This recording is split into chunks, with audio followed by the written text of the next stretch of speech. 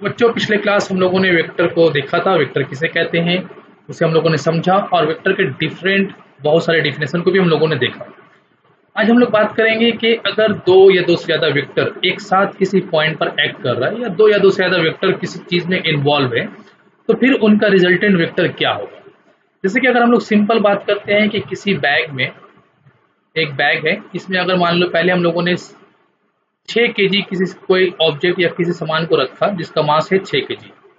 उसके बाद हम लोगों ने इसमें और 4 kg ऐड कर दिया, तो टोटल मास इसका कितना हो गया, 10 kg हो गया। ठीक है। अब अगर हम लोग यहाँ पर ऐसा करते हैं कि एक बैग है, इसमें अगर 6 kg सामान पहले रख देते हैं और फिर इससे 2 kg निकाल देते हैं, तो फिर इसमें टोटल मास कितना रहा, 4 kg। ठीक है ना, तो इसमें टोटल मास बचा 4 kg। तो ये एक एल्जेब्रिक मेथड है, सिंपल कैलकुलेशन है कि अगर कोई चीज़ बढ़ रहा है तो ऐड करते हैं, और अगर कोई चीज़ घट रहा है तो सब्ट्रैक्ट करते हैं। फिर से इसे ध्यान में रखना कि अगर बढ़ रहा है तो ऐड कर देते हैं, और अगर घट रहा है तो सब्ट्रैक्ट कर देते हैं। मतलब एक ही चीज़ में अगर कोई चीज़ को एक पहले कुछ सामान रखा गया एक बैग में, फिर और रखा गया, या यूँ कहे कि किसी जगह पर एक चीज़ लगाया गया फिर दूसरा चीज़ लगाया गया, तो क्या हो जाएगा, टोटल ऐड हो जाएगा कि टोटल क्वांटिटी कैसे लगा। जैसे कि मान लेते हैं कि अगर एक दीवार बनाया जा रहा है, दीवार वॉल बनाने के लिए हम लोग ब्रिक का इस्तेमाल करते हैं। तो पहले अगर मान लो कि 100 ब्रिक का इस्तेमाल किया गया, फिर लगा कि नहीं वॉल थोड़ा छोटा है, फिर और 50 ब्रिक का इस्तेमाल कर लिया गया, तो उस वक्त हम लोग क्या कहते हैं कि टोटल ब्रिक 150 हुआ। तो हम लोगों ने ब्रिक को इस्तेमाल किया, मतलब पहले ब्रिक थोड़ा सा आया, उसको हम लोग काउंट करते हैं, फिर और लगाया गया तो उसे फिर काउंट करते हैं और पता करते हैं टोटल ब्रिक्स का कितना कितना ब्रिक्स का इस्तेमाल किया गया। लेकिन वेक्टर में ऐसा नहीं है। वेक्टर में क्या होता है कि जैसे कि अगर मान लेते हैं फोर्स का एग्जांपल ले लेते हैं। फोर्स एक वेक्टर क्वांटिटी है। अगर एक ऑब्जेक्ट के ऊपर पहले 6 न्यूटन फोर्स लग रहा है, जैसे कि मान लेते हैं यहाँ पर एक ऑब्जेक्ट बना लेते हैं, ये एक ऑब्जेक्ट है और इस ऑब्जेक्ट के ऊपर एक फोर्स लग रहा है। फोर्स ले लेते हैं, जैसे कि मान लेते हैं पहले फोर्स लग रहा है इसके ऊपर 3 न्यूटन, और फिर इसके ऊपर अगर 2 न्यूटन और फोर्स लगा दिया जाए, किसी तरीके से बोला जाए कि पहले इस ऑब्जेक्ट के ऊपर, इसे हम लोग हटा देते हैं, ये एक ऑब्जेक्ट है जिसका मास हम लोग मान लेते हैं मास है 2 kg, और इस ऑब्जेक्ट के ऊपर एक फोर्स लग रहा है F1 3 न्यूटन, फिर थोड़ी देर के बाद एक फोर्स लगा 4 न्यूटन। तो हम लोग क्या कहेंगे कि इसके ऊपर टोटल फोर्स कितना लगा, क्या 7 न्यूटन लगा। क्या 7 न्यूटन कहना सही रहेगा। जैसे कि मान लेते हैं नेट फोर्स, तो net force equal to 7 newton, क्या ऐसा कहना ठीक है। जैसे कि अभी हम लोगों ने समझा मास को लेकर के कि एक बैग में पहले 6 kg मास था, उसके बाद इसमें 4 kg और ऐड किया गया, तो टोटल कितना हो गया 10 kg। क्या इस ऑब्जेक्ट के ऊपर जो फोर्स लग रहा है जिसका मास 2 kg है, पहले फोर्स लगा 3 न्यूटन, बाद में फोर्स लगा 4 न्यूटन, तो क्या हम लोग ऐसा कह सकते हैं कि उस ऑब्जेक्ट के ऊपर जो नेट फोर्स है वो 7 न्यूटन लगा। तो जवाब नहीं। नेट फोर्स हम लोग 7 न्यूटन, उस ऑब्जेक्ट के ऊपर जो नेट फोर्स है वो 7 न्यूटन फोर्स लगाया गया है, लेकिन नेट फोर्स उसके ऊपर 7 न्यूटन एक्ट कर रहा है, या उसमें जो मोशन हो रहा है वो 7 न्यूटन की वजह से हो रहा है या नहीं, इसे कहना मुश्किल है, इसे हम लोग नहीं कह सकते। ठीक, तो इसका जवाब ये हो सकता है कि इसका जवाब 7 न्यूटन भी हो सकता है और नेट फोर्स 1 न्यूटन भी हो सकता है। अब यहाँ पर एक कंफ्यूजन पैदा होता है कि दो फोर्स जब लग रहा है तो जवाब 7 न्यूटन होना चाहिए, 1 न्यूटन क्यों है और कैसे। तो पहले इसे हम लोग देख लेते हैं, उसके बाद हम लोग ये जानेंगे कि ये किस तरीके से मालूम करते हैं हम लोग। तो चलो इसे थोड़ा क्लियर करते हैं कि मान लेते हैं ये एक ऑब्जेक्ट है और इसके ऊपर पहले यहाँ से एक फोर्स लगाया गया और एक फोर्स यहाँ से लगाया गया। यहाँ से लगाया गया पहले एक फोर्स 3 न्यूटन और फिर बाद में लगा दिया गया यहाँ से एक फोर्स 4 न्यूटन। तो बताओ कि इसके ऊपर नेट फोर्स कितना है।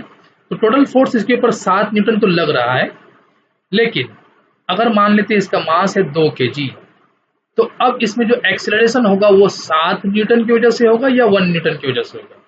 अगर इसमें कुछ भी कंफ्यूजन है, थोड़ा इसे और भी क्लियर कर लेते हैं। मान लेते हैं कि पहले इसके ऊपर फोर्स लग रहा है 3 न्यूटन, तो फिर इसमें जो एक्सेलरेशन होगा, जो एक्सेलरेशन पैदा होगा, वो एक्सेलरेशन कितना होगा 3/2, मतलब 1.5 मीटर पर सेकेंड स्क्वायर। ठीक है, लेकिन अगर इसी ऑब्जेक्ट के ऊपर फोर्स लगता सिर्फ 4 न्यूटन और मास तो इसका 2 kg है, तो फिर इस वक्त इसमें जो एक्सेलरेशन होता वो होता 4/2, 2 मीटर पर सेकेंड स्क्वायर। और अगर ये इस ऑब्जेक्ट के ऊपर फोर्स 3 न्यूटन फोर्स यहाँ से लगाया जा रहा है और 4 न्यूटन फोर्स यहाँ से लगाया जा रहा है और इसका मास है 2 kg, तो फिर इसमें जो एक्सेलरेशन होगा वो कितना होगा? क्या हम लोग 7/2 लिखेंगे? 3.5 7/2 क्या सही होगा? 3.5, तो जवाब है 3.5 मीटर पर सेकंड स्क्वायर रॉन्ग आंसर होगा। क्यों? क्योंकि 7 न्यूटन नेट फोर्स उसके ऊपर नहीं है।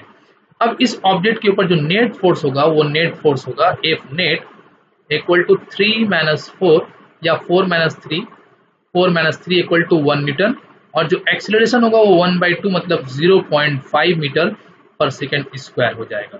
और चूंकि ये एक प्रैक्टिकल ऑब्जर्वेशन है, इसे आप लोग बखूबी समझ सकते हैं कि हाँ बिल्कुल ऐसा ही होना चाहिए। इसी के बरअक्स थोड़ा दूसरा डायग्राम हम लोग देख लेते हैं कि मान लेते हैं कि इस ऑब्जेक्ट के ऊपर 3 और 4 न्यूटन फोर्स को कुछ इस तरीके से लगाया गया। 3 न्यूटन इस तरीके से लगा है और फिर 4 न्यूटन इस तरीके से लगाया गया। तो अब इसके ऊपर जो नेट फोर्स है हम लोग क्लियरली देख सकते हैं कि 3 + 4 7 न्यूटन लग रहा है, और अब इसमें जो मास तो 2 ही kg है। अब इसमें जो एक्सेलरेशन होगा वो 7/2 मतलब 3.5 मीटर पर सेकंड स्क्वायर, ये जवाब करेक्ट होगा। अब यहाँ पर हम लोगों को थोड़ा सा इमेज क्लियर हुआ कि वेक्टर को हम लोग सिंपल अलजेब्रिक मेथड से ऐड नहीं कर सकते। जैसा कि हम लोगों ने अलजेब्रा में सीखा 6 + 4 10, लेकिन यहाँ पर 3 + 4 कभी 7 हो रहा है और 3 + 4 कभी -1 हो रहा है। तो ऐसा होने के पीछे क्या वजह है? वो कौन सा चीज़ है जो इसमें रिस्पॉन्सिबल हो रहा है, जो जिम्मेदार है ऐसा करने के लिए, और हम लोग किस तरीके से मालूम करेंगे कि कब हम लोगों को ऐड करना है और कब सब्ट्रैक्ट करना है। तो यहाँ पर 2 सवाल है। पहला सवाल कि कब के कौन इसके ऊपर रिस्पॉन्सिबल है, तो सब एडिशन मतलब प्लस और माइनस, ये कब हो रहा है और कब नहीं हो रहा है। इस तरीके से जरूरी नहीं कि प्लस और माइनस ही हो, और भी कुछ आ सकता है। तो कुछ भी होगा वो डिपेंड कर रहा है डायरेक्शन के ऊपर, दोनों वेक्टर के डायरेक्शन के ऊपर डिपेंड कर रहा है। और हम लोग कह सकते हैं एंगल बिटवीन 2 वेक्टर्स, 2 वेक्टर्स के बीच में जो एंगल बन रहा है वही जिम्मेदार हो रहा है कि कब हम लोगों को दोनों वेक्टर को सिंपली ऐड करना है और सिंपली सब्ट्रैक्ट करना है, या कुछ और फॉर्म बनाना है। तो हम लोग डायरेक्शन कहेंगे तो ज़्यादा अच्छा हम लोगों के लिए कि अगर 2 वेक्टर अलग अलग डायरेक्शन में हैं तो फिर उस वक्त हम लोगों को जो रिजल्टेंट मिलेगा वो सिंपली ऐड करके नहीं मिलेगा। हाँ, सेम डायरेक्शन में दोनों के बीच में एंगल 0 डिग्री है तो डायरेक्शन सेम हो तो सिंपली आप ऐड कर सकते हैं, लेकिन हर बार ऐसा नहीं होगा। तो जब हर बार ऐसा नहीं होगा तो हम लोग 2 कंसेप्ट को याद नहीं रखेंगे कि हाँ अगर सेम डायरेक्शन होगा तो ऐड कर देंगे, और अगर डायरेक्शन सेम नहीं हुआ तो कुछ और यूज़ करना है। नहीं, अब सब के लिए हम लोग एक जनरल फॉर्म तैयार करेंगे, और वो जनरल फॉर्म क्या है, कैसे पता चलेगा कि कब हम लोगों को क्या करना है, तो उसके लिए पैरालेलोग्राम लॉ और ट्रायंगल लॉ का कंसेप्ट आया कि 2 वेक्टर का रिजल्टेंट हम लोग किस तरीके से मालूम कर सकते हैं, by using the concept of parallelogram law और ट्रायंगल लॉ। तो हम लोग बात करेंगे पैरालेलोग्राम लॉ के बारे में और ट्रायंगल लॉ के बारे में। तो हम आगे चलते हैं हम लोग। तो सबसे पहले हम लोग पैरालेलोग्राम लॉ का जो लॉ दिया गया है वो आप लोगों को बुक में मिल जाएगा, उससे आप लोग बुक से थोड़ा देख लेना कि उसमें कहा गया है कि अगर 2 वेक्टर्स, इफ 2 वेक्टर्स, जैसे कि एक पैरालेलोग्राम पहले बना लेते हैं, ये एक पैरालेलोग्राम है, ठीक है, ओके, इसका नाम रख देते हैं हम लोग, पैरालेलोग्राम का नाम रख लेते हैं A, B, C और D। और इस पैरालेलोग्राम में अगर 2 वेक्टर कुछ इस तरीके से रिप्रेजेंट किया जा रहा है, 2 साइड से, एक वेक्टर ये है, मान लेते हैं A वेक्टर A, और दूसरा वेक्टर ये है, मान लेते हैं वेक्टर B। तो पैरालेलोग्राम लॉ में कहा गया है कि if 2 vectors are represented by 2 adjacent side of a parallelogram, then the resultant will be represented by the diagonal passing between the 2 vectors। तो ये रिजल्टेंट होगा इन दोनों वेक्टर का, और इसे हम लोग क्या लिखेंगे, r vector r equal to vector A plus vector B। तो ये पैरालेलोग्राम लॉ का डिफिनेशन पे है या लॉ पे है, आप लोग इसे बुक से पढ़ना, उसे आप लोगों को इस फॉर्म में मिल जाएगा। लेकिन यहाँ पर कई सारे सवालात हैं जो जहन में आते हैं कि हम लोगों ने पैरालेलोग्राम लॉ ही क्यों यूज़ किया। तो इसके पीछे 2 वजह है। पहली वजह, हम लोग पैरालेलोग्राम लॉ पे बात करेंगे, पहले हम लोग कुछ पॉइंट को देख लेते हैं। पहली वजह ये है कि पैरालेलोग्राम लॉ क्यों यूज़ किया, मतलब पैरालेलोग्राम को ही क्यों यूज़ किया गया। पहली बात कि पैरालीलोग्राम में, एक पैरालीलोग्राम में टू साइड्स, दो साइड्स जो होते हैं, मे और मे नॉट, मे और मे नॉट इक्वल, इक्वल हो भी सकते हैं और नहीं भी हो सकते। जैसा कि हम लोग जानते हैं कि अगर दो फोर्स लग रहा है किसी ऑब्जेक्ट के ऊपर, तो जाहिर बात है उन दोनों फोर्स का मैग्नीट्यूड इक्वल हो भी सकता है और नहीं भी हो सकता है। तो अगर पैरालीलोग्राम की जगह पर स्क्वायर या रोम्बस यूज किया जाता, तो वहां पर ये बात तो फिक्स हो जाता कि दोनों साइड, मतलब दोनों वेक्टर का मैग्नीट्यूड इक्वल लेना है। लेकिन हम लोग एक जनरल फॉर्म तैयार करने जा रहे हैं जिसमें ये पता नहीं कि दोनों वेक्टर का मैग्नीट्यूड इक्वल है या नहीं, तो इसलिए हम लोगों ने पैरालीलोग्राम यूज किया। क्योंकि पैरालीलोग्राम का दो साइड इक्वल हो भी सकता है, दो एडजेसेंट साइड, ऑपोजिट तो इक्वल होता ही है, दो एडजेसेंट साइड इक्वल हो भी सकता है और नहीं भी हो सकता है।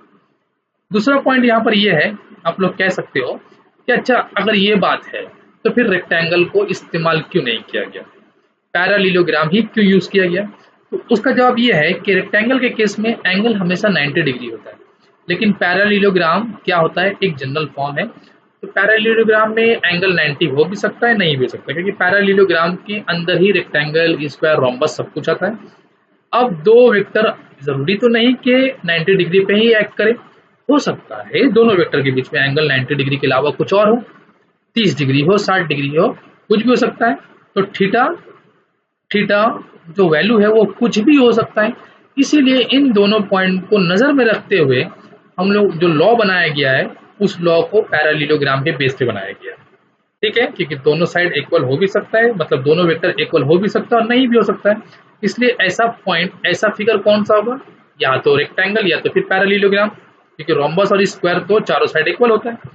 दूसरी बात कि रेक्टेंगल और पैरालीलोग्राम अगर हो सकता था तो फिर रेक्टेंगल को क्यों नहीं लिया गया, पैरालीलोग्राम को क्यों? क्योंकि रेक्टेंगल में एंगल 90 डिग्री फिक्स होता है, आप 90 के अलावा कुछ नहीं बना सकते। अगर आप rectangle law of vector addition बन जाता तो उस वक्त हर बार आपको 90 डिग्री ही यूज करना पड़ता। तो ये दो पॉइंट है जिसकी वजह से पैरालीलोग्राम के ऊपर लॉ बनाया गया। अब हम लोग बात करते हैं कि पैरालीलोग्राम लॉ में क्या कहा गया था कि if two vectors are represented by two adjacent side of a parallelogram, तो ए बी और ए डी दो एडजेसेंट साइड है और इन दोनों के बीच में एंगल क्या है, थीटा डिग्री। यहाँ पर पैरालीलोग्राम में जाने से पहले एक और पॉइंट को हम लोग नोट कर लेते हैं, और वो पॉइंट क्या है, वो पॉइंट है एंगल बिटवीन टू वेक्टर्स, दो वेक्टर्स के बीच में एंगल कैसे निकाला जाता है। तो इसके पीछे एक सिंपल सा कंसेप्ट है। जैसे कि मान लेते अगर आपसे एक सवाल पूछा जाए कि बताओ ये एक वेक्टर है ए और ये एक दूसरा वेक्टर है बी, और इन दोनों के बीच में ये एंगल है 60 डिग्री, तो आपसे पूछा जाएगा what is the angle between vector A and vector B. तो अगर आपका जवाब होता है, आंसर अगर आप देते हैं 60 डिग्री, तो फिर ये रॉन्ग हो जाएगा। क्यों रॉन्ग हुआ, अब उसके पीछे हम लोग बात करते हैं, ये जवाब गलत होगा। तो एंगल, दो वेक्टर के बीच में एंगल हम लोग कब लेंगे, तो हम लोग उस वक्त एंगल लेंगे, क्योंकि एंगल कहाँ पर बनाते हैं हम लोग, जहाँ पर ये पॉइंट दिख रहा है, तो इस पॉइंट पर वो एंगल लेंगे जहाँ जो दो डाइवर्जिंग या दो कन्वर्जिंग वेक्टर के बीच में बनता है। जैसे कि यहाँ पर अगर हम दो वेक्टर को कुछ इस तरीके से दिखाते हैं, वेक्टर ए और वेक्टर बी, तो इस पॉइंट पर, यहाँ इस पॉइंट पर क्या हो रहा है कि ये दोनों वेक्टर ऐसे कन्वर्ज हो रहा है और इसी पॉइंट पर ये दोनों वेक्टर डाइवर्ज हो रहा है। तो ये एंगल बोल रहे हैं या ये एंगल बोले, हम लोगों का जवाब सही होगा। लेकिन अगर ये एंगल लिया जाएगा तो जवाब थीटा, ये गलत होगा, क्योंकि ये एंगल किसके पीछे बन रहा है, ये कन्वर्जिंग, ये वेक्टर कन्वर्ज हो रहा है पॉइंट पी पर और ये वेक्टर पॉइंट पी से डाइवर्ज हो रहा है। तो कन्वर्जिंग वेक्टर और डाइवर्जिंग वेक्टर के बीच में जो एंगल बनता है उसे हम लोग नहीं यूज करते। कौन सा एंगल यूज करेंगे, angle between two vectors if, या हम लोग ऐसा कह सकते हैं एंगल बिटवीन कन्वर्जिंग वेक्टर, दो वेक्टर अगर कन्वर्ज हो रहा है, कन्वर्जिंग वेक्टर, या फिर एंगल बिटवीन डाइवर्जिंग वेक्टर। अगर किसी पॉइंट पर दो वेक्टर डाइवर्ज कर रहा है तो फिर दोनों डाइवर्जिंग वेक्टर के बीच में जो एंगल होगा वो लेंगे, या अगर किसी पॉइंट पर दो वेक्टर कन्वर्ज हो रहा है, आकर मिल रहा है, तो फिर उन दोनों के बीच का एंगल लेंगे। ऐसा नहीं कि एक पॉइंट पर एक वेक्टर कन्वर्ज हो रहा है और एक वेक्टर डाइवर्ज हो रहा है, उन दोनों के बीच का एंगल इस्तेमाल नहीं करना है। आई होप कि ये कंसेप्ट समझ में आया। तो फिर इसका जवाब क्या होगा, तो यहाँ से हम लोग क्या करेंगे, वेक्टर ए को थोड़ा एक्सटेंड कर लेंगे, और एक्सटेंड करने के बाद अब इन दोनों के बीच में, अब इस पॉइंट से क्या हो रहा है, वेक्टर ए डाइवर्ज हो रहा है और वेक्टर बी भी डाइवर्ज हो रहा है। अब इस एंगल जिसका जवाब होगा इसका 150 डिग्री, नहीं सॉरी ये 60 है ना, तो ये हो जाएगा 120 डिग्री। तो 120 degree is the angle between two vector. I hope कि ये कंसेप्ट समझ में आ रहा हो आप लोगों को कि दो वेक्टर के बीच में एंगल कैसे लिया जाता है। सबसे पहली बात, हम लोग एंगल किसी पॉइंट पर ही बनाएंगे, किसी पॉइंट के अबाउट ही एंगल बनाया जाएगा। सबसे पहले देखना है कि एंगल हम लोग जो दो वेक्टर के बीच में ले रहे हैं, वो दोनों वेक्टर उस पॉइंट पर अगर कन्वर्ज हो रहा है तो दोनों कन्वर्जिंग वेक्टर के बीच का एंगल लिया जाएगा, या फिर उस पॉइंट से दोनों वेक्टर अगर डाइवर्ज कर रहा है तो डाइवर्जिंग वेक्टर के बीच का एंगल लिया जाएगा। ऐसा नहीं कि एक वेक्टर कन्वर्ज हो रहा है, एक पॉइंट है, इस पॉइंट पर एक वेक्टर ऐसे कन्वर्ज हो रहा है और दूसरा वेक्टर डाइवर्ज हो रहा है, तो ये एंगल का इस्तेमाल गलत होगा। तो ऐसे में क्या करना हम लोग को, इसे थोड़ा एक्सटेंड कर देना और फिर इस एंगल का इस्तेमाल करेंगे, इस एंगल को लेंगे, ये करेक्ट होगा। तो पैरेललोग्राम में हम लोगों ने जो वेक्टर बनाया ये बिल्कुल दो डाइवर्जिंग वेक्टर के बीच का एंगल है, इसलिए इस थीटा का इस्तेमाल हम लोग कर सकते हैं। आई होप कि ये कंसेप्ट समझ में आया हो कि दो वेक्टर के बीच में एंगल, कौन सा एंगल हम लोग इस्तेमाल करेंगे। ओके, अब हम लोग बात करते हैं, फिर से वापस चले आते हैं हम लोग पैरेललोग्राम के ऊपर। हाँ, parallelogram, law of vector addition. तो इसके लिए फिर से एक पैरेललोग्राम बना लेते हैं। ये एक पैरेललोग्राम है, इसका नाम रख लेते हैं ए बी सी और डी, और इसके दो एडजेसेंट साइड, ए बी एक वेक्टर को रिप्रेजेंट कर रहा है वेक्टर पी, और ए डी एक दूसरा वेक्टर रिप्रेजेंट कर रहा है वेक्टर क्यू। ठीक, अब इन दोनों के बीच में एंगल है थीटा, इसे हम लोग लेंगे क्योंकि पॉइंट ए से दोनों वेक्टर डाइवर्ज हो रहे हैं।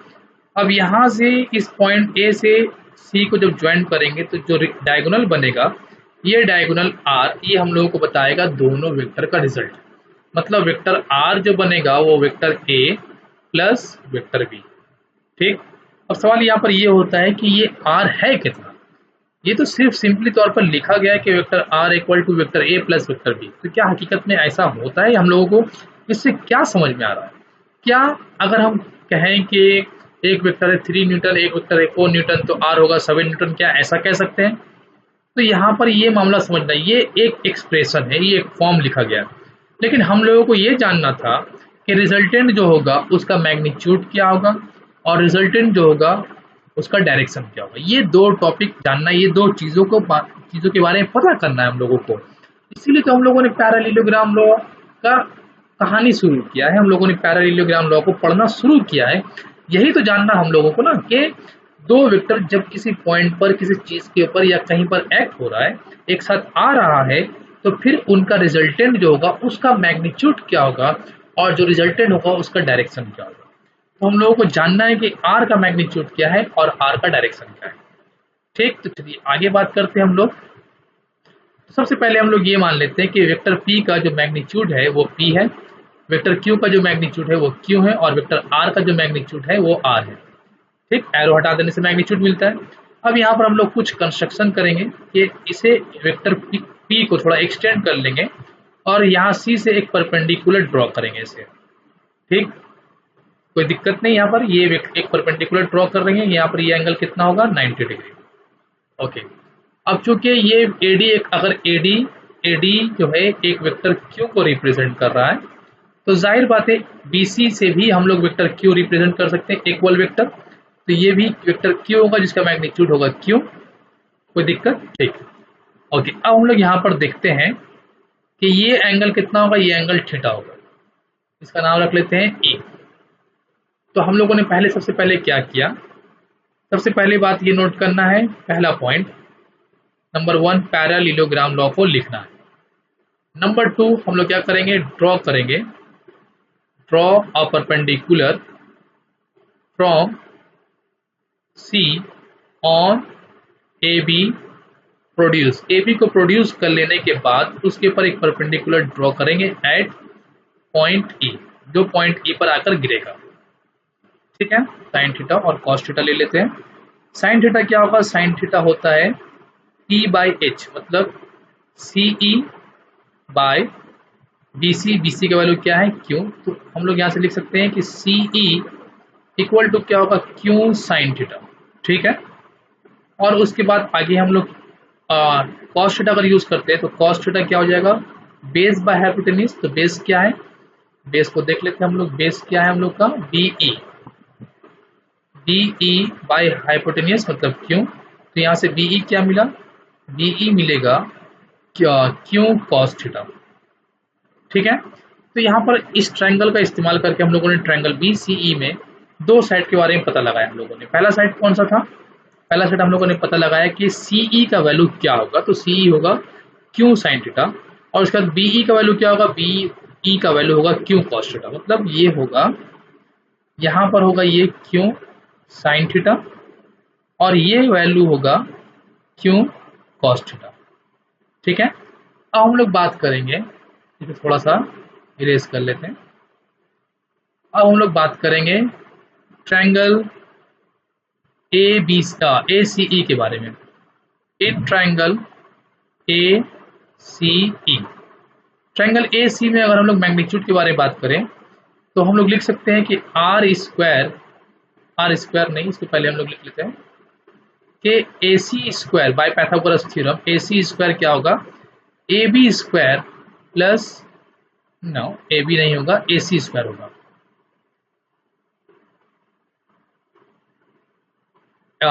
AB square equal to AC square equal to AE square plus EC square.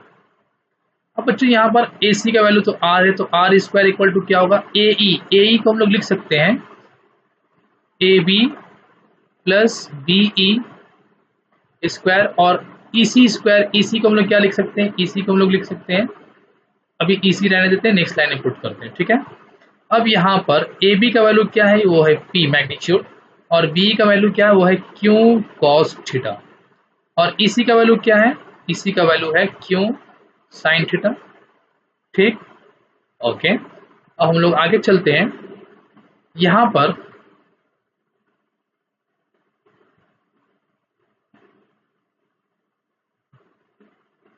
पर अगर हम लोग इसे एक्सपैंड a प्लस बी के होल स्क्वायर के फॉर्मूले में तोड़ देते हैं तो P square plus Q square plus 2PQ cos theta, और ये बनेगा Q स्क्वायर साइन स्क्वायर, ठीक। तो P स्क्वायर और ये P square Q square cos square होगा, तो P स्क्वायर लिख लेते हैं, और Q स्क्वायर कॉमन लेने के बाद Q स्क्वायर अगर कॉमन ले लेते तो क्या मिलेगा, cos square plus sine square और प्लस 2PQ कॉस थीटा, ठीक है। और यहाँ पर हम लोगों को आर स्क्वायर क्या मिलेगा, आर स्क्वायर होगा P square plus Q square plus 2PQ cos theta, और फिर R का जो वैल्यू आएगा वो होगा under root P square plus Q square plus 2PQ cos theta. तो ये हम लोगों को क्या मिला, ये हम लोगों को मिला रिजल्टेंट R का मैग्नीट्यूड।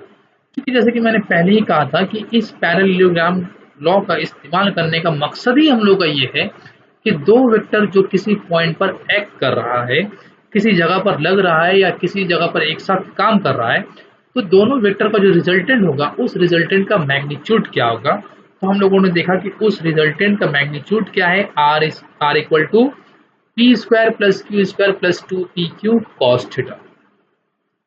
इसे आप लोग अच्छे से नोट करो कि R इक्वल टू क्या होने वाला है, P square plus Q square plus 2P cos theta. इसे थोड़ा सा हम लोग फिर से देख लेते हैं। तो बच्चों ये वही डायग्राम है जिसे अभी भी हम लोगों ने देखा, और जिसे सॉल्व करने के बाद हम लोगों ने R का एक वैल्यू पता किया था, और वो वैल्यू क्या है, R इक्वल टू है under root P square plus Q square plus 2PQ cos theta. तो ये हम लोगों को मिला कि दो वेक्टर P और Q जिसका मैग्नीट्यूड P और Q है, अगर किसी पॉइंट पर एक्ट कर रहा है कुछ इस तरीके से कि दोनों के बीच में जो एंगल है वो एंगल थीटा है, तो फिर उन दोनों वेक्टर का जो रिजल्ट होगा, उस रिजल्ट का जो मैग्नीट्यूड होगा वो मैग्नीट्यूड होगा under root P square plus Q square plus 2PQ cos theta. इसका मतलब है कि अगर हम लोगों को P पता हो, अगर हम लोगों को Q पता हो, और अगर हम लोगों को थीटा पता हो तो हम लोग आर का पता कर सकते हैं कि दोनों वेक्टर का रिजल्टेंट क्या होगा। डायरेक्शन के बारे में अभी हम लोग बात नहीं कर रहे, अभी हम लोगों ने सिर्फ देखा कि उन दोनों वेक्टर का रिजल्टेंट क्या होगा। वो रिजल्टेंट होगा पी स्क्वायर प्लस, और जाहिर बात है कि अगर आप दो वेक्टर को लेते हो किसी भी कैलकुलेशन के वक्त तो आपको पी और क्यू का मैग्नीट्यूड तो पता होना ही चाहिए। तो अगर आप पी और क्यू का मैग्नीट्यूड जानते हो और ये भी पता कर लेते हो कि दोनों पी और क्यू के बीच में एंगल कितना डिग्री है, तो फिर आप ये पता कर सकते हो बाय यूजिंग पैरेललोग्राम कि दोनों का रिजल्टेंट क्या है। अब हम लोग आगे बात करते हैं कि कुछ केस बनाते हैं। पहला केस हम लोग ये लेते हैं कि if theta equal to 0 degree, अगर थीटा 0 डिग्री हो जाए तो क्या होगा। केस नंबर 1, तो उस वक्त आर का वैल्यू क्या होगा, आर हो जाएगा, क्योंकि अगर थीटा 0 डिग्री इसका मतलब कॉस 0 डिग्री ये 1 होता है, तो आर का वैल्यू क्या मिलेगा, आर हम लोगों को मिलेगा P square plus Q square plus 2pq, और इससे हम लोग लिख सकते हैं p plus Q whole square under root, और रूट और स्क्वायर कैंसिल होने के बाद क्या मिलेगा p प्लस क्यू। और चूंकि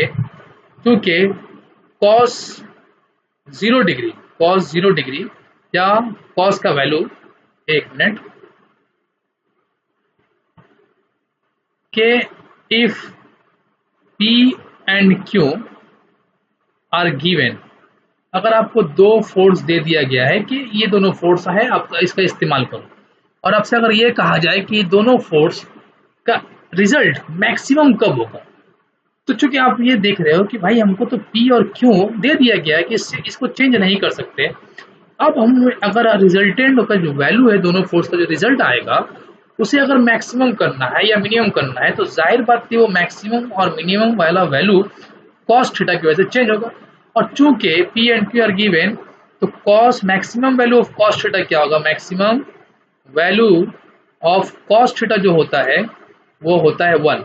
मतलब P और Q फिक्स है, दे दिया गया है, और R उस वक्त डिपेंड करेगा थीटा के ऊपर। तो अगर कॉस थीटा को हम लोग 0 डिग्री लेते हैं तो कॉस थीटा का वैल्यू क्या होगा, मैक्सिमम, तो उस वक्त R क्या मिलेगा, R मिलेगा मैक्सिमम। तो R मैक्स जो होगा वो कितना होगा, P प्लस Q। ये होगा दो वेक्टर के रिजल्टेंट का मैक्सिमम वैल्यू। ठीक, इसे आप लोग याद रखना अच्छे से कि दो वेक्टर का रिजल्टेंट मैक्सिमम कब होता है, जब दोनों वेक्टर के बीच में एंगल 0 डिग्री हो, इसे यूं भी कह सकते हैं दोनों का डायरेक्शन सेम हो, तो उस वक्त रिजल्टेंट का जो मैग्नीट्यूड आएगा वो मैक्सिमम वैल्यू के साथ आएगा। क्यों, क्योंकि उस वक्त थीटा 0 डिग्री होता है और कॉस 0 डिग्री 1 होता है, और वो कॉस का मैक्सिमम वैल्यू है 1। ठीक है, अब केस नंबर 2 के बारे में बात करते हैं कि केस नंबर 2 में क्या होगा। आगे आते हैं हम लोग, एक मिनट, फिर से हम लोग रिजल्टेंट को लिख लेते हैं। आर एक्चुअल में क्या है, आर है P square plus Q square plus 2pq cos theta. ठीक, अब हम लोग बात करते हैं कि अगर केस नंबर 2 के थीटा अगर 180 डिग्री हो जाए, तो उस वक्त कॉस 180 डिग्री क्या हो जाएगा, ये हो जाएगा -1, और ये क्या है, मिनिमम वैल्यू, कॉस का मिनिमम वैल्यू कितना होता है, -1। तो अगर P और Q गिवन हो, इफ P और Q चेंज नहीं कर रहे, P और Q गिवन है, बोल दिया गया कि इतना P और इतना Q का इस्तेमाल करना है, तो फिर R का जो वैल्यू आएगा वो मिनिमम आएगा ना, क्योंकि आप कॉस का जो वैल्यू यूज कर रहे हैं वो -1 मिनिमम वैल्यू, तो R का जो वैल्यू होगा वो मिनिमम होगा, क्योंकि P और Q, तो भाई P और Q क्या है, फिक्स है ना, P और Q को तो बोल दिया गया कि फिक्स है, इसे चेंज नहीं कर सकते। अब R डिपेंड किसके ऊपर कर रहा है, थीटा कॉस के ऊपर। कॉस का अगर आप मिनिमम वैल्यू लोगे तो R मिनिमम होगा ना, और अगर कॉस का मैक्सिमम वैल्यू लोगे तो फिर R क्या होगा, मैक्सिमम होगा। तो चूंकि हम लोगों ने कॉस का मिनिमम वैल्यू यहाँ पर लिखा है तो R भी मिनिमम होगा, तो मिनिमम वैल्यू क्या होगा, पी स्क्वायर। अब वो मिनिमम वैल्यू क्या होगा उसे देखो, P square plus Q square minus 2pq हो जाएगा, और ये हम लोगों को देगा under root p minus Q whole square, तो ये वैल्यू होगा p माइनस क्यू या q माइनस p, तो ये मिनिमम वैल्यू होगा। तो दो वेक्टर का मिनिमम वैल्यू क्या हो सकता है, दोनों वेक्टर का डिफरेंस, और दो वेक्टर का मैक्सिमम वैल्यू क्या हो सकता है, दोनों वेक्टर का सम। एक और केस लिखते हैं कि अगर केस नंबर 3 में आते हैं, case 3, if theta equal to 90 degree, तो cos 90 का वैल्यू क्या होता है, cos 90 हो जाता है 0। तो उस वक्त r कितना मिलेगा, r हम लोगों को मिलेगा p square plus Q square. तो cos 90 तो 0, तो 2pq भी साथ साथ 0 हो चुका, तो r का वैल्यू क्या होगा, p square plus Q square. तो यहाँ पर आप समझ रहे हो कि अलग अलग एंगल की वजह से r का वैल्यू अलग अलग हम लोगों को मिल रहा है, ठीक। तो और एंगल अलग अलग क्यों हुआ, क्योंकि दोनों वेक्टर का डायरेक्शन अलग अलग चेंज हो रहा है बार बार। कहीं पर दोनों वेक्टर का बीच में सेम है, कहीं पर दोनों वेक्टर सेम डायरेक्शन में है, कहीं दोनों वेक्टर ऑपोजिट डायरेक्शन में है, कहीं दोनों वेक्टर एक दूसरे के ऊपर 90 डिग्री में है, कहीं पर 60 डिग्री में, कहीं पर 30 डिग्री में, किसी भी एंगल में हो सकता है। क्यों हो रहा है एंगल अलग अलग, क्योंकि दोनों का डायरेक्शन अलग अलग किसी और तरीके का है। तो उसी वजह से रिजल्टेंट भी हम लोगों को डिफरेंट मिल रहा है, ठीक है। तो यहाँ पर ये कंसेप्ट हम लोगों ने देखा कि जो रिजल्टेंट हो रहा है दो वेक्टर का, वो पैरेललोग्राम के इस फॉर्मूले से हम लोगों को पता चल रहा है। और r का सबसे मैक्सिमम वैल्यू क्या है, यहाँ पे हम लोगों ने नोट किया कि r मैक्सिमम जो है वो है p प्लस क्यू, और r का जो मिनिमम वैल्यू है वो कितना है, वो है p माइनस क्यू या फिर q माइनस p, कुछ भी हम लोग यूज कर सकते हैं। जो बड़ा रहेगा उसको आगे रखना है, जो छोटा रहेगा उसको बाद में रखना है। ओके, अब यहाँ पर कुछ एक छोटा सा सवाल हम लोग कर लेते हैं कि रिजल्टेंट दो वेक्टर अगर p और q, ये p और q दो वेक्टर हैं और इन दोनों का मैग्नीट्यूड p और q है और इन दोनों का रिजल्टेंट है r, तो वेक्टर फॉर्म में r को तो हम लोग सिंपल लिख सकते हैं vector p plus vector q, जैसा कि हम लोगों ने पैरेललोग्राम लॉ में पढ़ा। लेकिन जहां तक बात मैग्नीट्यूड का आता है तो फिर इसे हम लोग क्या लिखते हैं, root over p square plus Q square plus 2pq cos theta. तो यहाँ पर देखो पूरा कहानी, पूरा जो प्रॉब्लम खड़ा हुआ सिर्फ इसलिए कि हम लोग को रिजल्टेंट का मैग्नीट्यूड जानना था, तो उसके लिए पूरा पैरेललोग्राम लिख कर दे दिया गया कि इसका इस्तेमाल करो और मैग्नीट्यूड को पता करो। अब सवाल यहाँ पर ये होता है कि r का मैक्सिमम वैल्यू जो होता है वो क्या, r का वैल्यू कुछ भी हो सकता है, किसी भी दुनिया में कोई भी चीज हो उसका वैल्यू कुछ भी हो सकता है, लेकिन उसका एक मिनिमम वैल्यू होगा और उसका एक मैक्सिमम वैल्यू होगा। तो इसी तरीके से r जो रिजल्टेंट है उसका मिनिमम वैल्यू भी कुछ है और उसका मैक्सिमम वैल्यू भी कुछ है, ठीक। तो अगर आपसे ये कहा जाए कि दो वेक्टर है, उसका रिजल्टेंट जो होगा वो उसका रेंज क्या हो सकता है, तो आप ये ना कहोगे कि उसका रेंज मिनिमम और मैक्सिमम के बीच में होगा, या मिनिमम हो सकता है या मैक्सिमम हो सकता है या उनमें से उसके बीच में से कोई वैल्यू हो सकता है। तो दो वेक्टर p और q का जो रिजल्टेंट है r, वो r का जो वैल्यू होगा वो greater than equal to r minimum और less than equal to r maximum, ठीक। या यूं कह सकते हैं कि r का जो वैल्यू होगा r, वो greater than equal to p minus Q या फिर less than equal to p plus Q. बस इसे आप लोगों को याद रखना है कि r का वैल्यू किस रेंज में आ सकता है। तो r का वैल्यू p माइनस क्यू से लेकर p प्लस क्यू के बीच में हो सकता है। इसी के ऊपर एक छोटा सा सवाल कर लेते हैं हम लोग। वो छोटा सा सवाल क्या है कि अगर आपसे ये कहा जाए कि if resultant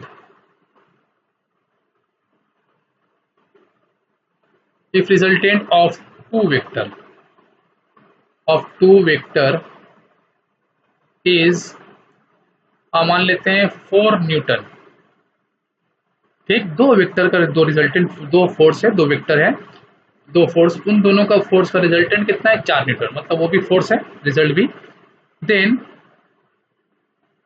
to vectors are, वो दो वेक्टर क्या हो सकता है, और उसके लिए आपको कुछ ऑप्शन दिए गए हैं, जैसा कि यहाँ पर ऑप्शन नोट कर लेते हैं हम।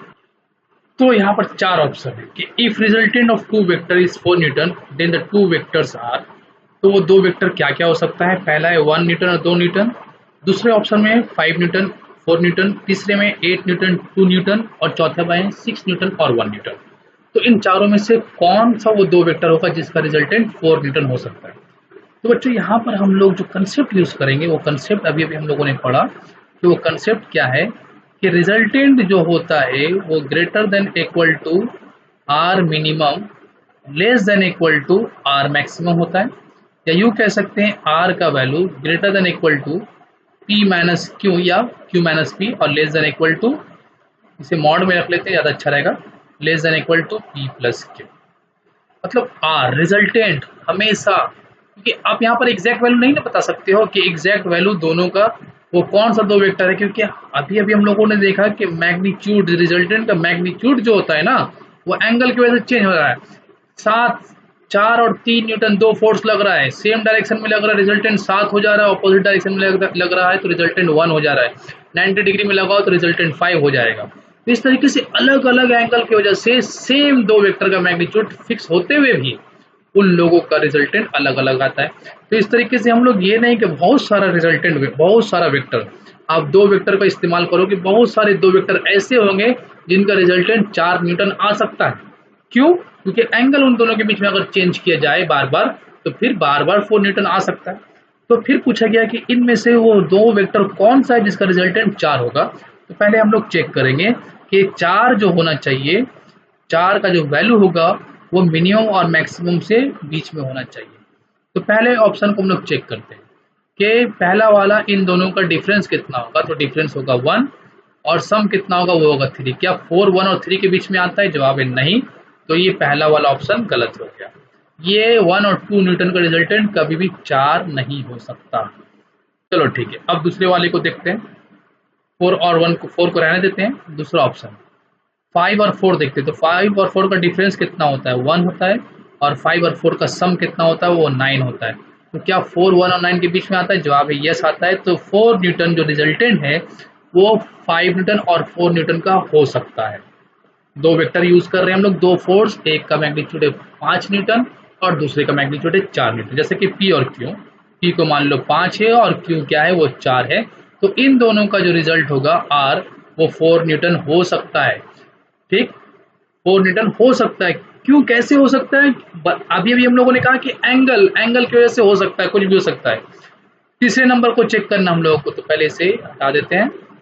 अब हम लोग लेते हैं कौन सा वैल्यू? 8 और 2। तो 8 और 2 को देखते हैं तो दोनों का डिफरेंस कितना होगा भाई? दोनों का डिफरेंस होगा 6 और दोनों का सम कितना होगा? 10। तो क्या 4 और 6 और 10 के बीच में आता है? जवाब है नहीं आता। जवाब ये गलत हो गया। ठीक, ये मतलब 8 न्यूटन और 2 न्यूटन का रिजल्टेंट कभी भी 4 न्यूटन नहीं हो सकता। ठीक है, तो अब आगे देखते हैं, इसके बारे में बात करते हैं 6 न्यूटन के बारे में। तो 6 - 1 कितना होता है? 5 और 6 + 1 कितना होता है? 7। तो क्या 4 5 और 7 के बीच में आता है? जवाब है नहीं, गलत है। तो ये भी रॉन्ग।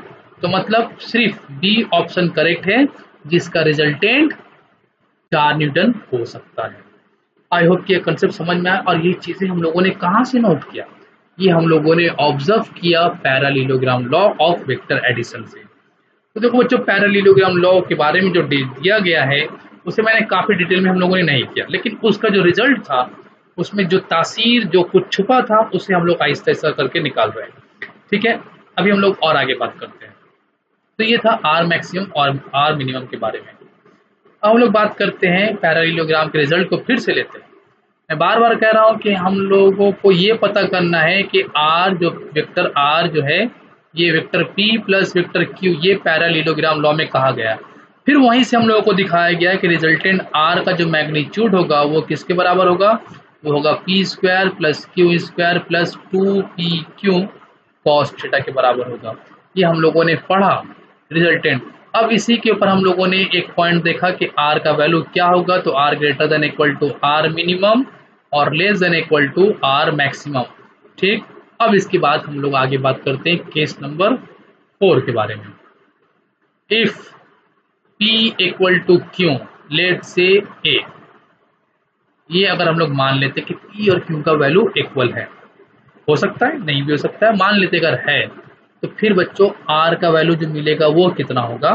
तो फिर R हो जाएगा under root A square plus A square plus 2AA, मतलब 2A square into cos theta. ये बहुत ही इंपॉर्टेंट रिजल्ट हम लोग फाइंड करने जा रहे हैं। तो ये कितना हो जाएगा? 2A square plus 2A square cos theta. और यहाँ से अगर हम लोग 2A स्क्वायर को कॉमन निकाल लेते हैं ब्रैकेट के अंदर, रूट के अंदर, तो ये हम लोग को मिलेगा 1 प्लस कॉस थीटा। ठीक, इसे थोड़ा सा और हम लोग देखते हैं। अब देखो R क्या बन रहा है? R बना रहे हैं ना हम लोग, R equal to 1 plus cos theta, अगर मल्टीपल एंगल का इस्तेमाल कर लेते हैं हम लोग, 2a² 1 प्लस कॉस थीटा क्या होगा, 2 कॉस स्क्वायर थीटा बाई 2। तो 4 का रूट क्या होता है 2, a² का रूट होता है a, और कॉस स्क्वायर का रूट हो जाएगा कॉस थीटा बाई 2। तो ये हम लोगों को क्या मिला, resultant 2a cos theta by 2 if two vectors are equal in magnitude. तो अगर आपको कभी भी कोई प्रॉब्लम दिया जाए जहां पर यह कहा जाए कि दो वेक्टर्स है जिनका मैग्नीट्यूड इक्वल है, ठीक, तो उस वक्त आप P और Q का इस्तेमाल ना करके डायरेक्टली रिजल्टेंट निकालने के लिए इस फॉर्मूले का इस्तेमाल कर सकते हो। यहाँ पर क्या दिया गया, R equal to 2a cos theta by 2। हाँ, अब यहाँ पर मसला होता है कि थीटा क्या है। तो थीटा के लिए हम लोग इसी केस में से इसी के अंडर कुछ केस बनाते हैं, जैसा कि नंबर 1, इसी में पहले लेते हैं number A। If theta equal to, यहाँ पे अलग अलग केस लिखते हैं पहले, इसे थोड़ा सा, कि बहुत सारा ये रिजल्टेंट जो बना हम लोगों का R, ये R किसके लिए बना, अगर दो वेक्टर्स का मैग्नीट्यूड इक्वल हो और दोनों के बीच में एंगल थीटा हो, तो रिजल्टेंट हम लोग क्या लिख सकते हैं, 2a cos थीटा बाई 2। ठीक है, अब यहाँ पर हम लोग देखते हैं कि अगर थीटा का वैल्यू अलग अलग यूज करते हैं, थीटा इक्वल टू 60 डिग्री, दूसरी बार यूज करते हैं थीटा इक्वल टू 90 डिग्री, और तीसरी बार यूज करते हैं थीटा इक्वल टू 120 डिग्री। ठीक, अब थीटा इक्वल टू अगर 60 पुट करेंगे तो ये 30/60/2 कितना होगा, 30 डिग्री। तो R इक्वल टू हो जाएगा 2a cos 30। ठीक, यहाँ पर क्या हो जाएगा, R equal to 2a cos 45, और यहाँ पर क्या हो जाएगा, R equal to 2a cos 60। ठीक है, 60 डिग्री। ये कितना हो जाएगा, R equal to 2a cos 30 कितना होता है, √3/2। ये कितना हो जाएगा, R equal to 2a cos 45 कितना होता है, 1/√2। और ये हो जाएगा R equal to 2a cos 60 कितना होता है, 1/2। इसे अगर हम लोग कैंसिल कर लेते हैं तो R इक्वल टू क्या मिलेगा, √3a। अगर इसे हम लोग कैंसिल कर ले, रैशनलाइज कर लेते तो R इक्वल टू मिलेगा √2a, और अगर इसे हम लोग सिंप्लीफाई कर लेते तो R इक्वल टू क्या मिलेगा, a।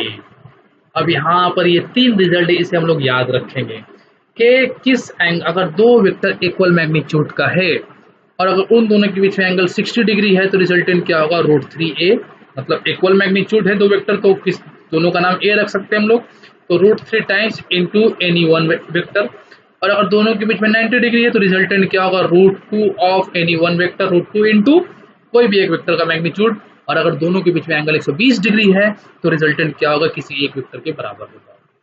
आई होप कि ये कंसेप्ट पूरी तरीके से आप लोगों को समझ में आया हो कि पैरेललोग्राम लॉ में जो रिजल्टेंट दिया गया वो काफी कमाल का है।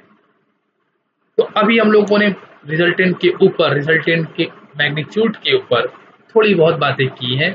अभी हम लोगों को और भी बहुत कुछ जानना है, और उसके अलावा फिर हम लोगों को वेक्टर के रिजल्टेंट, दो वेक्टर का जो रिजल्टेंट निकला उसका डायरेक्शन क्या है, ये हम लोगों को जानना है। तो ये सारी बातें हम लोग अब नेक्स्ट क्लास में